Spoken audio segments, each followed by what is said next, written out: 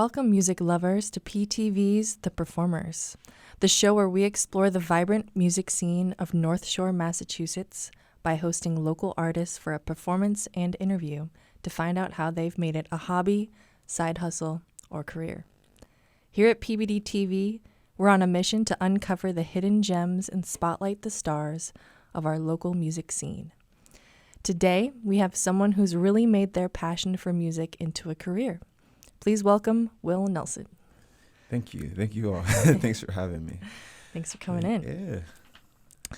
So you're a lot of things, a musician, an engineer, a barber. What do you consider your title when you're talking to someone? I make my title based on, I present myself depending on who I'm talking to. Sure. So, but it's very difficult because I'm not usually around people that do multiple things. So it's kind of scary because I don't want to sound confusing. But if I'm in the barbershop, I'll present myself. I'm just a barber. And then I'll say, oh, yeah, I do this music thing. And they're like, oh, what is that? And then when I start to expand, they're like, oh, you really actually do music. And then if I'm a musician, barbering usually just comes like later. So, yeah, that's how I present myself based on who I'm talking to. So, sure. Yeah. Man of many hats. Yeah. Yeah. So that's pretty much it. That's awesome. Yeah. When you think about who you are as like a day-to-day, like is musician like your main love? It is. Music is definitely number one. It's a number one expression for me because naturally I'm an artist. So it shows up in barbering. It shows up. But music, I've just been doing that for such a long time that it's just a part. It's ingrained in who I am. So I'm always thinking music. Yeah. Yeah. It's always on your mind. Yeah. I love that. When did you decide to follow music in your education and career? It started, I'm from New Jersey, went to college at Rutgers University in New Jersey, at the smaller Newark campus. I was very afraid, didn't even consider music. I was an athlete, so I played basketball and track, and very heavily, I was going to go to college for basketball. Decided not to do it, long story short. Went to college to pursue civil engineering, so that was like, I watched like Discovery Channel and skyscrapers, so I thought I wanted to be an engineer. Yeah. But that was just something I was interested in because I didn't consider music. I was just scared about what people said about music being a something that's not stable, and like, why would you be a musician? You need to go do something else. So, but no one ever told me specifically that I couldn't do it. It was more of myself, the stories I told myself. So long story short, I remember Psychology 101, the professor, it was like a movie. He turned off the lights and put on this video. It was the first day of class. It's like a lecture hall of like 200 kids, 200 students, and he the video said, what would you do every day of your life if money wasn't an object that could make you happy? And he was like, whatever that thing is, you need to like go change your major right now and like pursue that thing. And I knew it was music instantly, but this was my first year of college and I was scared. So it took me 2 years to actually change, but that was like a pivotal moment in my like life that I remember things changed. And then, so I kept going on with civil engineering, and chemistry was where it was like the changing point because I was like blowing up stuff. I was always the last person in the lab. Sure. And people were like, why are you doing this? You need to go do music. Because I was like, at the same time, I was like winning talent shows at school, playing guitar all day. Friends are, seeing me play guitar. They're like, you need to go do that. So finally, I got the courage to apply to Berklee, and everything changed then. So wow, that's when that's the short version of the story. That's awesome. Yeah, thanks. What was that transition period like, going from thinking about science and engineering and chemistry and then like fully jumping into music? Was it like theory? Was it production classes? Like what kind of stuff were you well, the feeling of it was extremely scary because I was already 2 years into college, and by that time you're technically halfway done because you're supposed to know what you're supposed to do. And I haven't even in civil engineering, you're supposed to go up to like chemistry 3. I was only in chemistry 1, so I had a long way to go. So I knew that there was no way to do this. So I was very scared. But I didn't know exactly what I wanted to do in music. I just knew I wanted to do it. I knew I wanted to play and produce and write music, because I was kind of doing that already. I didn't even have a laptop, but I would write songs with my little like loop pedal thing that you probably seen in the video. But yeah, so that's kind of the gist so far. That's awesome. Yeah. So let's talk about Soundwave. Okay. How did you come to write this song? What was your inspiration? At my gig in Boston, I play at the Westin Copley Hotel every Friday. I just made it up. And literally the name, I never had a name for it until you guys asked me what's the name. I was like, oh, Soundwave sounds kind of cool. And it kind of goes with the melody and everything of it. But sure. I make things up a lot on gigs on the fly. And I'll record them. I'll voice memo them. And yeah, I made that up at a gig. That's awesome. Literally on the gig, I just like started playing this and just kept going. And every gig, I would like keep perfecting it, and I would keep trying them out every gig and keep adding stuff. So that's what I did. I just made it up at a gig. I started with that, the main riff that I start with on the song, and then add the melody, and just kept going with it. But it's not even released yet, so that's probably the first time I recorded it, actually. So, sure. Yeah. That's good. So you do a lot of improvisation. A ton of improvisation. Yeah. Mostly what I do is improvisation or improvising. Because I don't know, I have this lack of fear when it comes to things. I'm not afraid to try things. And also because I'm very busy, I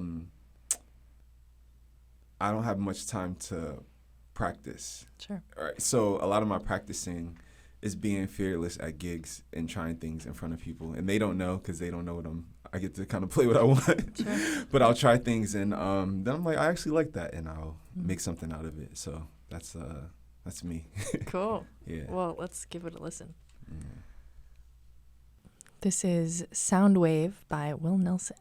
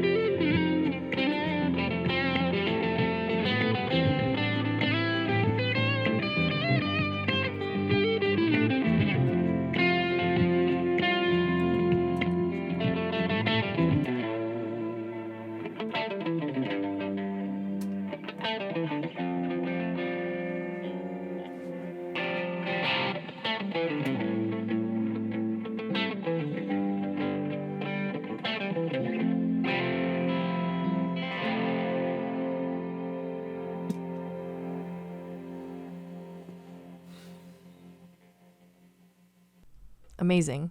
Thank you. I love this.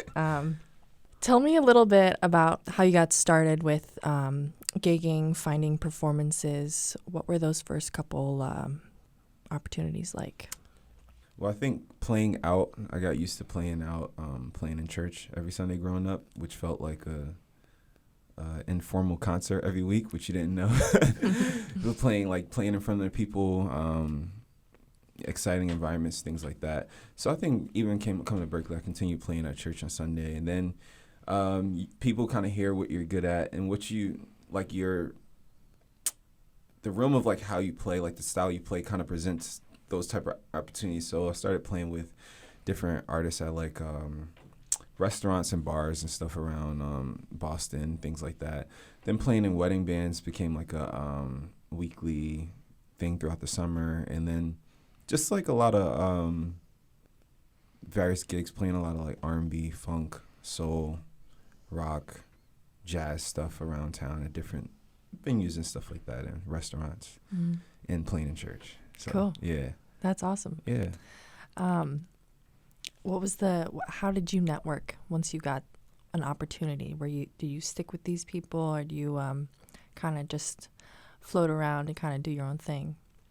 I think when it comes to gigging, I have like a pool of people I really love playing with, and I you grow a bond with these people, and I think they become your friends. So you start to play with. I think with networking, I never thought I was good at networking, because I networking just seemed very intentional to me. Like I'm talking to this person to get something out of them or whatever. Yeah. But when I look back at school, my networking has been really great. But all the people I know have become like friends. They're like my friends, like my people I can call to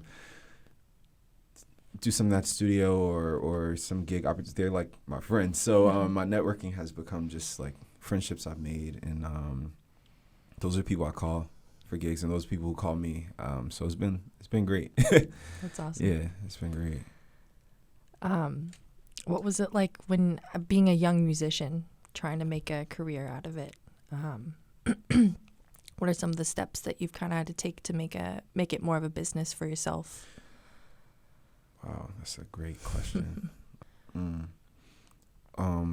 As a young musician, I've always admired older musicians, and I was known that my playing, people, when they heard my playing, this is what people told me, at least, that sounds like I've been here for a while, like I had a mature sound. And I think that came from being in church, just like playing around older guys, like being kicked off the guitar because you don't sound good, and having to like go through certain whoopings until you were good enough to play. So it gave me like a maturity to how I played, that I was able to play with older bands that I can gain a lot of wisdom from and experience, and it gave me confidence to and exposure in those type of gigs to see how older people or older, great, more mature musicians handle those gigs. How do they pick their set list? How do they price things? How do they how serious do they take the music to present a good show?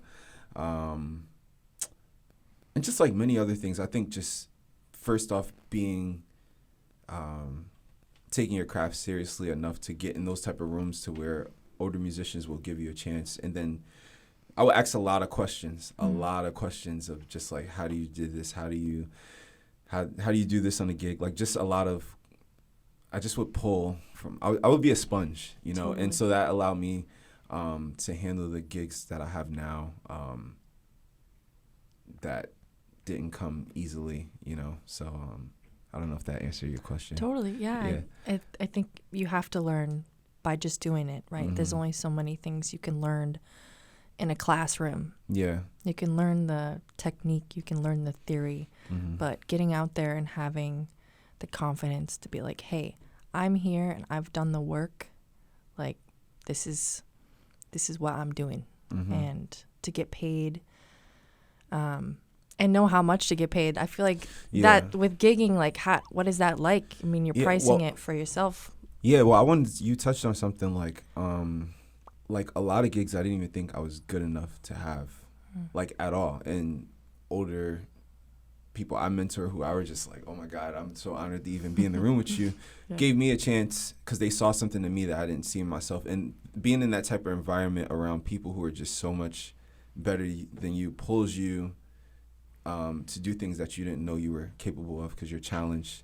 And you have to show up. There's no other option but to show up. And it pulls things out of you, you know. Yeah, that's what I would say. But you talked about charging. Still till today, I have I have trouble with that.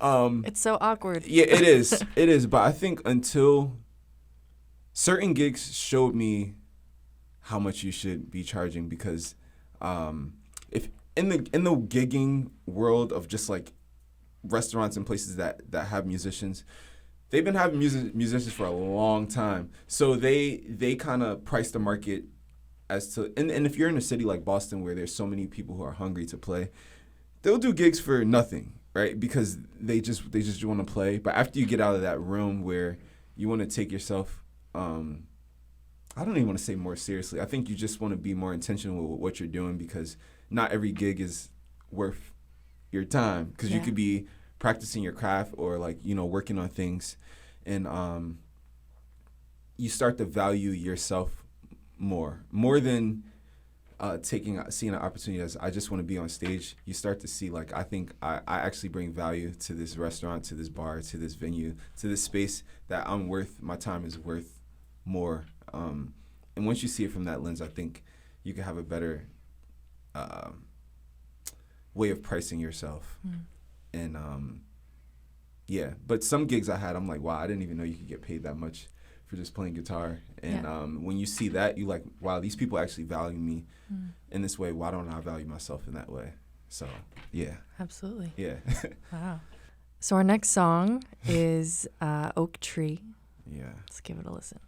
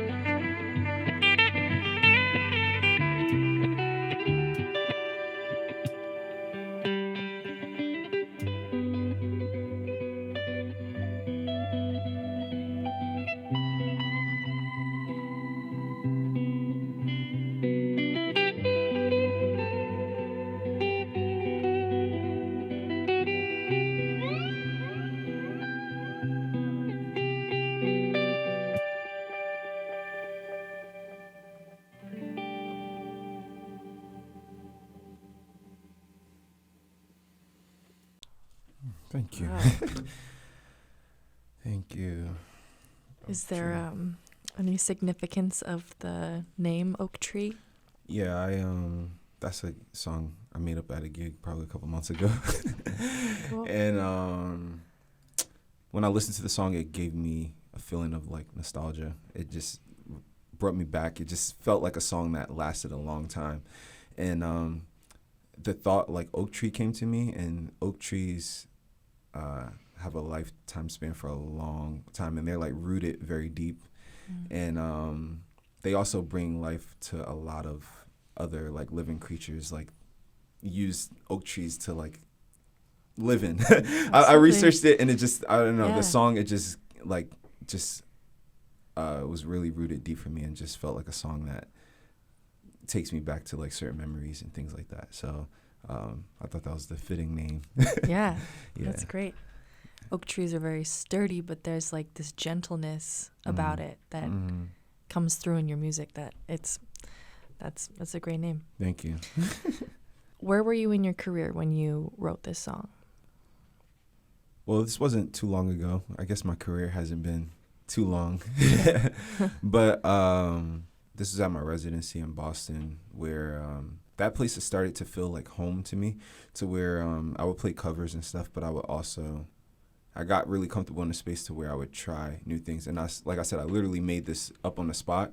So I remember a lady that was there, she came down to sit in the restaurant like all night, like to hear me play. And I remember I was like, let me just try this. Like I was feeling good that day. I was just feeling like really like at peace and confident in the space, because I play there every week, and it's just been feeling like home. And I think that song, it just was a moment where I wasn't worried about who was there. I wasn't worried about, because there was no one there anyway. It was like snow day or something like that. And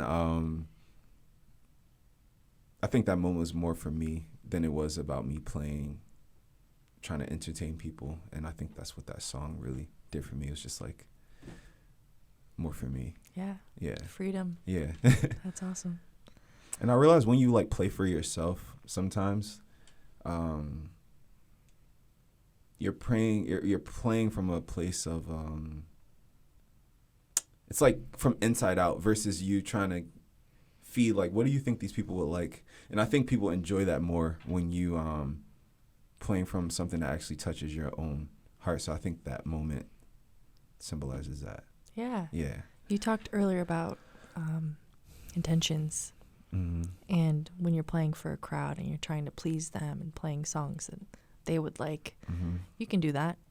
You can hit that surface level, but making it come from yourself, kind of from that inside, is a different intention, and something magical happens. Yeah, that's when true. you unlock that. I think that's most of my gigs, like the live looping stuff I do. I play a ton of covers, but they're all songs I like. And if it is a song I'm like, the song is okay, I'll add my spin onto it and do it in a way that I enjoy. So the people, they reap the benefits of a song that they love, and I also reap the benefits of me doing it in a way that I enjoy. So yeah, that's the way I gig. Totally. That's great. What kind of musicians do you tend to cover? Do you have any specific inspiration from known artists? I have a big mixture of stuff, and I'll bring up the church thing again. Just playing in a gospel-based church. If you look at a lot of musicians back in the day, they started in church and left and went into the world. So a lot of music, church music that I grew up, is a mixture of like rock, blues, funk, soul, folk. There's a lot of stuff. So I didn't know I was learning all of these genres just playing church every week until I got older, and I was like, wow, I really like everything. So I play like John Mayer in my set. At the same time, I could play like some Tears of Fears. I could also play some Stevie Wonder and Justin Timberlake, and I could play some Ed Sheeran, and I also can play some Green Day or something. I don't know. I just have a lot of influences that form me that I'm not afraid to play.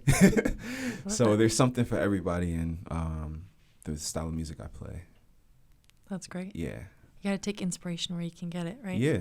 You can't put yourself too much in a box. Yeah. Because music's music. Well, can I ask you a question? Sure. So if you're at a restaurant or at a bar and you see a musician, what do you remember about the experience they left you with? That's not. I don't know what I'm asking. No, I get what you're saying. I think when there's live music, especially in restaurants, right? Because I'm usually not going to a restaurant for a show. I'm going for like the social, like who I'm sitting at the table with, right? Mm-hmm. So I just think it's about the space, right? Mm-hmm. If they tucked you back in the corner and nobody can see you and you're just playing music to have that sound, then that's different than you being up on a stage and like having the lights on you and the focus on you. Yeah. It's two totally different experiences while dining specifically. Right. But when I think of that kind of music, I want like the classics, jazz. I want Ella Fitzgerald. I want Louis Armstrong. That's kind of what type of music that I would expect. But it could be anything, really.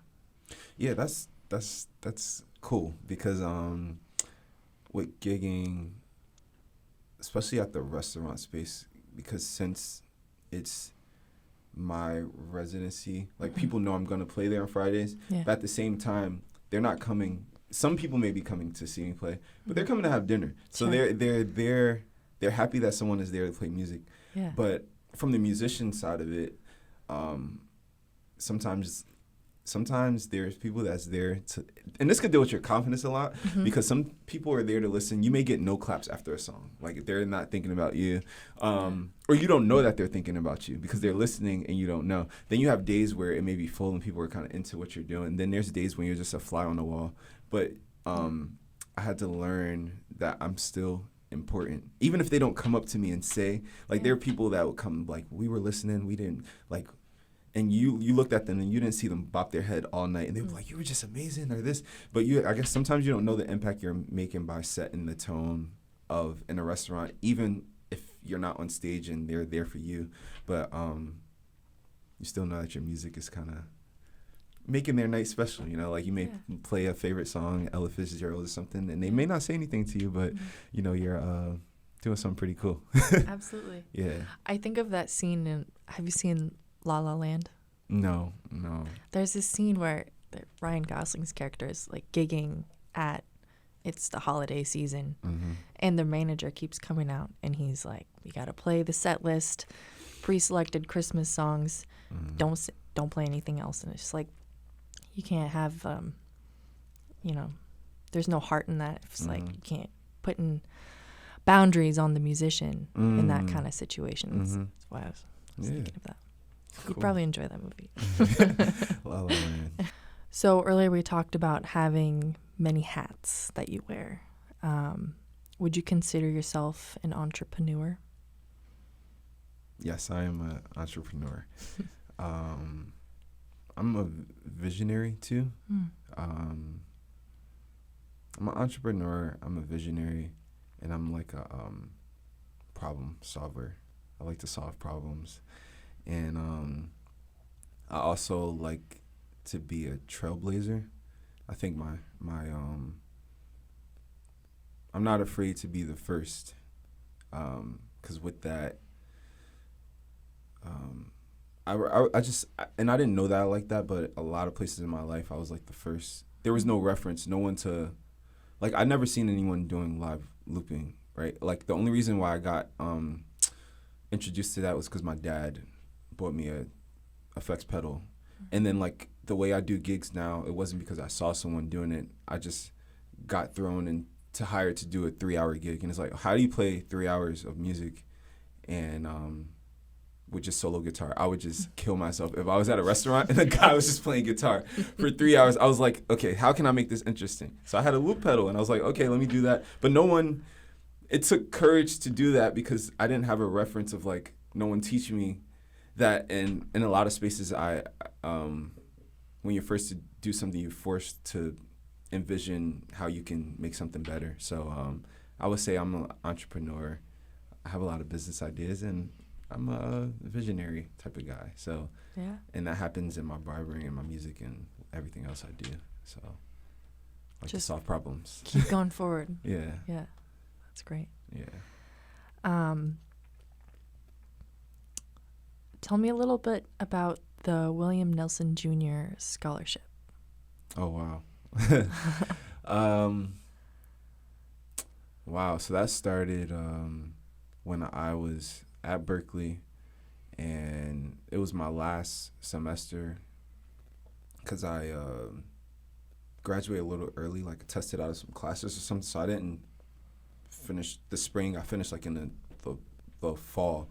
And at Berklee, a lot of students can't finish because they don't have money. Not because they're not good enough, not because they're failing classes. It's just simply because they didn't have money. And I was put in many situations every semester. I didn't know how I was going to finish school because school is expensive, and Berklee specifically is very expensive. And since I finished early, I wanted to find a way, how can I help a fellow student finish? Even if it's just, I don't know, a couple $100 or $1,000, whatever. What can I do? Mm-hmm. And so I gigged throughout the summer before my last semester, and saved up money for gigs. And then I also did a GoFundMe about like the scholarship I wanted to start, and people donated. And then at a concert I had with a band I had at school, we did this whole application process to give 5 students $500.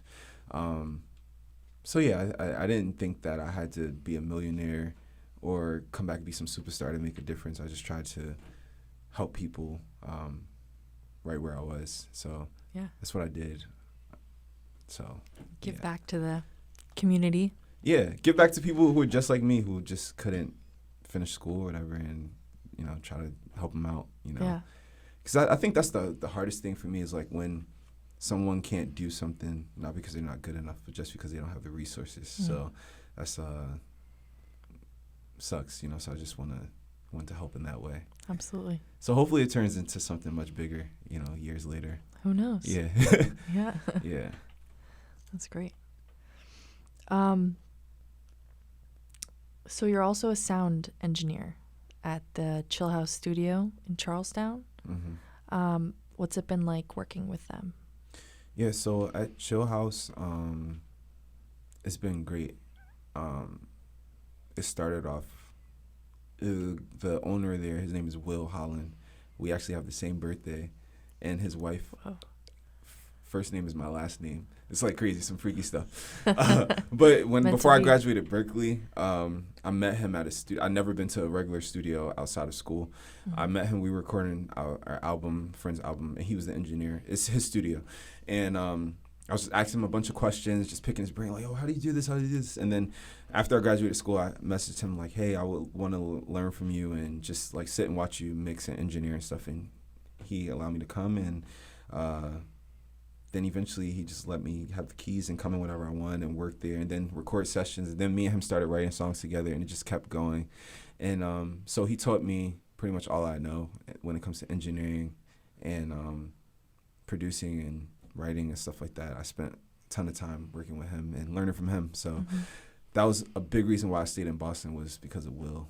So yeah, Chillhouse is great. You guys should go record there. He's phenomenal. And yeah. He sounds like a good mentor to have. Yeah, he's awesome. He's a hidden gem. And not to keep going, but he's the type of person that reminds me of like the true heroes, because you hear of the people who mixed or recorded these great songs for these famous artists, but the guy, he's owned a studio and all he does is music, but he's like the real unsung. People like that are the giggy musician who can just do this day to day, who's not like on some big tour, like, and make money off of this and like do a good job and make the neighborhood, like your local musicians, happy and keep music. Those people are like very important because their names aren't on billboards, and he's that type of guy who's very knowledgeable and awesome. So I love him. Yeah. Yeah. So yeah. Shout out Will. Shout out to Will Holland. Yeah. What's it like being in the music world and coming into your job at the barbershop during the day? It's really cool. It's a nice balance. It's a nice balance to have another occupation that you really enjoy that is separate from music, because I get two separate joys of things I love to do. And barbering is a social job, so I get to meet so many people. I get a lot of information that I get to intake, and a lot of great connections, and just it's also a flexible schedule, but it's also can get me in a zone where I can still think about things, and I just love it. I love the balance, and actually being a barber has opened up so many other musical opportunities for me.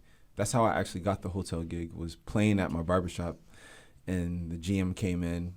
She happened to be in town, heard me play, got my card, and then I ended up playing there. So that also was another part of my journey that I learned to embrace, because going to school for music and then I was already cutting hair, but then to go to barber school, I was a little scared, because I'm like, maybe people won't think I'm a serious musician because I have this other thing going on, and but I pursued that, and it actually helps balance things, and open up other opportunities for me. So it's been great. Absolutely. Yeah. It's that networking part of it. Mm-hmm. To be a musician, like it can seem kind of cold when you're trying to think about it, like, okay, how am I going to get in with a producer or whatever? But it could happen anywhere. It could happen at the barbershop. It could happen at the grocery store. Exactly. Like, the reason why I'm here is because of barbering, because of Nick. That's and awesome. then now you found out about music, and then all of this came about, So I encourage other musicians, if you have other hobbies, don't feel bad about liking multiple things, because that thing can segue. You never know what opportunity can come from the other gifts and talents you have, and it can open other opportunities for the thing you actually want to do. So don't be afraid. Yeah. Wise words. Yeah. All right. So our third song that we're going to listen to tonight is Never Too Much. Right. What made you choose this as the last song today? I chose it because it kind of embodies what I do. Never Too Much is a song by Luther Vandross. It's a classic in my world. And it's another thing I did at a gig where I added my own spin on it on the fly. And I was like, wow, this is kind of cool. Because that song is like such a staple that you just don't play with that type of song. You don't mix things up. But I mixed, I tried to mix things up, and I actually liked it. So I thought I would do two originals and then a song that some people may know but hear it in a different spin. So that's what I did. All right. Yeah. Well, let's give it a listen. Yeah.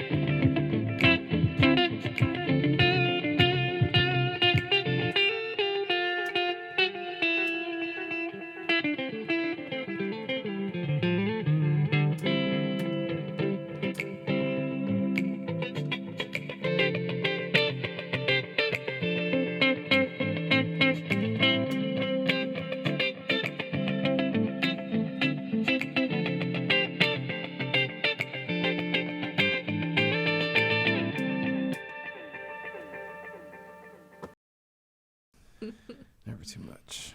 Never too much. Great. Shout out to Luther Vandross for making that song. Shout out. I wanted to ask about your childhood and your experience with music. Did you were you in a musical family? Did you have a teacher that stuck out that kind of influenced you to pursue it? Yeah. I did grow up in a musical family of some sort. Like my dad played guitar, and he was the guitarist in the church. So it was guitars are all around the house, and I got to watch him every Sunday. And so my dad was a huge influence. And then I grew up watching this famous guitarist, steel guitarist. His name is Robert Randolph. I grew up watching him every Sunday in church. So, and he was like a big inspiration. So I was always around music, and just that environment of every Sunday being around music, being around great musicians. That environment helped cultivate me as a musician. And eventually, my dad taught me a couple of things, and then I just picked up a guitar and started learning by ear, and just kept going with it, and eventually wanted to make it a profession. So yeah, so that's my upbringing. And I played in band. I played snare drum in the marching band, and did other things throughout school. But I kind of kept the music thing as my secret. I was just like the athlete at school and did band, but it was like my at home thing. It's like my secret. So so yeah. What was it like the first couple times that you performed in front of people that you knew? Were your friends surprised? Yeah, that was really scary. Yeah, because what I would do is I would learn popular songs that everyone knew, and I would play guitar. Actually, here's a funny story. One of my friends, I used to be on three-way while my friend would be talking to a girl, and he would tell a girl that he plays guitar, and he would call me. He would call me. He'd be like, "Hey, can you play guitar? Play this song for this girl." So he'd be like, "Oh yeah, I know how to play this guitar solo, this Usher guitar solo." And he'd be like, "Yeah, hear me play it." And he'd be like, "Yeah, hold on." And I'll be playing the guitar for him, so he's impressing the girl. So I used to do stuff like that. That's how friends found out I played guitar. So it was kind of fun. First gig. Yeah, it was my first time playing in front of people on the phone. So That's so funny. Yeah. Wow. All right, kids, listen up. That's how you get started. Yeah, that's how you get started. Play an instrument. That's great. I think in all of these, to me, melody is very important. I didn't notice how much I love melody, because if you can recognize the melody of a song, then you can switch everything around. And melody is the thing that people remember, that has it stuck in their head. My favorite songs is because the melody is great. So I think this song, because like I said, a song like this you don't play with because it's such a classic, but it kind of worked because the melody was noticeable. So yeah, I guess that reminded me of things I noticed about my playing. Yeah, melody is very important. Absolutely. No, it's a great way to kind of show your own signature, right? Because people can recognize the tune and they're immediately going to start listening. But those little differences that you make, those choices, those intentions, is what makes it specific to you. It makes you unique. Right. That's very true. Melody. Whoa. Do you have any upcoming performances that you want to throw out there? My weekly performances are Wednesdays at the W Hotel, the lounge in the W Hotel in Boston. I forgot the street is on, but if you search up W Hotel downtown Boston, I play there Wednesdays from 6:30 to 9 or 9:30 or so. And then I play at the Westin Copley Hotel in the restaurant. It's called Bar 10 every Friday from 8 to about 11:30, depending on how crazy the crowd is. And those are my steady gigs, and other things are just a lot of other gigs that fill in between. And maybe you may see me at your next family member's wedding, in the wedding band. But yeah, those are some steady things I have going on. Cool. Yeah. Cool. All right. Well, that's all the questions I have. Cool. Well, thanks for having me. Yeah. This is my first, true interview, so this is kind of cool. This is Makes great. me feel important. Yes, you are important. Yeah, This thank is you. you're doing awesome work, and I hope to see you live at some point. Yes, please do. And I Yeah. hope to see you singing too. Yeah, we'll see. We'll see. I hope you enjoyed the story and music of our talent this week. Thank you, Will, for representing the music scene of North Shore, Massachusetts, and for showing off your skills and passions. Thank you. If you want to go ahead and plug where we can find your music and content, Instagram, Spotify. Yeah. So on Instagram, you'll see a lot of my content. And actually, a quick story. My Instagram got hacked, sadly, like years ago, 2 years ago, and had all my music, so I'm like rebuilding everything. But you'll find all of my music there. It's Will Nelson Jr. _ Will Nelson Jr. Will Nelson Jr. _ And on Spotify, I have one song out. It's called "You Are Loved" with my friend. I wrote it's called "You Are Loved" with Luann Silva singing as well. And then in September, I'll actually be releasing some of these songs that you heard and other ones, one by one. So hope you guys enjoy it. And yeah, follow me and stay in touch. Yeah. Awesome. Check them out. Yeah. And that's a wrap on this episode of The Performers. Thank you for tuning in. See you next time. Thank you. Nice.